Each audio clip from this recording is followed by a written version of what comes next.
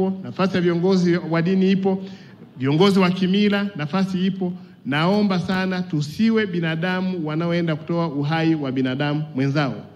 Na kama serikali kupitia vyombo vyetu vya dola tutaendelea kuchukua hatua kali kwa watu ambao wanafanya vitendo vya unyanyasaji wa kijinsia, ikiwemo kutoa uhai wa binadamu wenzao kwa sababu tu ya mambo ama ya kishirikina, mali, visasi, wivu na mambo mengine. Hatuna matukio makubwa sisi ya kijambazi kama mkoa, kwa sababu jeshi la polisi linafanya kazi kubwa na vyombo vyote vya ulinzi. Isipokuwa haya ambao Mheshimiwa Waziri Mkuu anafanyika kwenye nyumba za kifamilia, imekuwa ni mtihani mkubwa kwetu. Mheshimiwa Waziri Mkuu, la mwisho, tunajenga mkoa na tunakaribisha kwenye mkoa wa Njombe, mkoa ambao ni jamii ya wafanyabiashara. Na Mheshimiwa Waziri Mkuu, jambo hili nimezungumza hadharani kwamba mkoa huu unazalisha zaidi ya 40% ya wafanyabiashara wakubwa waliofanikiwa ndani ya nchi yetu. Hii ni jamii ya watu ambao wanaweza wakashindana na wafanyabiashara wa jamii ya Kiasia.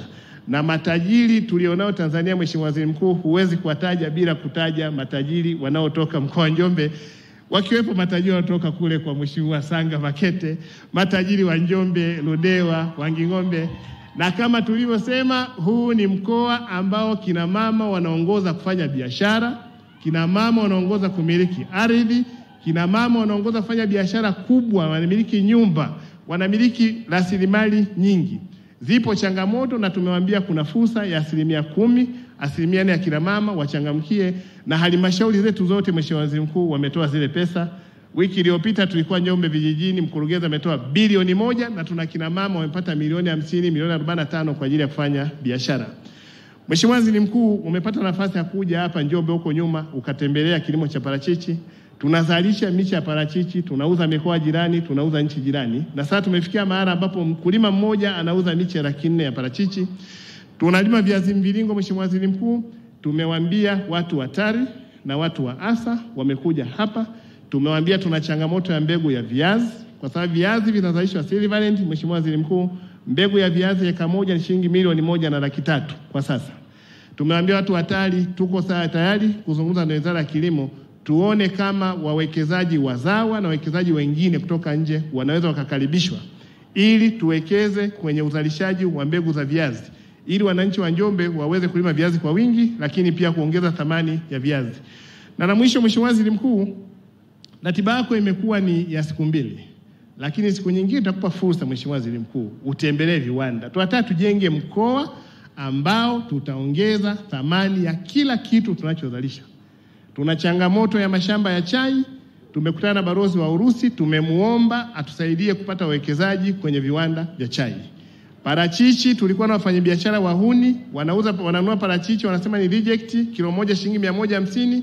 Africa amefunga kiwanda, tani 1200 anasaga kwa siku kwenda kwenye mafuta. Na tumepata mwekezaji mwingine ameanza jana kusaga tani 300 za parachichi kwenda kwenye mafuta. Na tuna mwekezaji mwingine Avodemia anatoka Kenya kwa ajili ya kuja hapa kufunga kiwanda kusaga tani 1000 za parachichi kwa siku.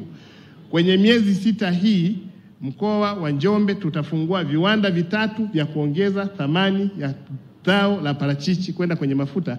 Na uhuni wote unaofanyika kwenye kuwaonea wakulima kwamba parachichi ni reject, uhuni tunaenda kuukomesha.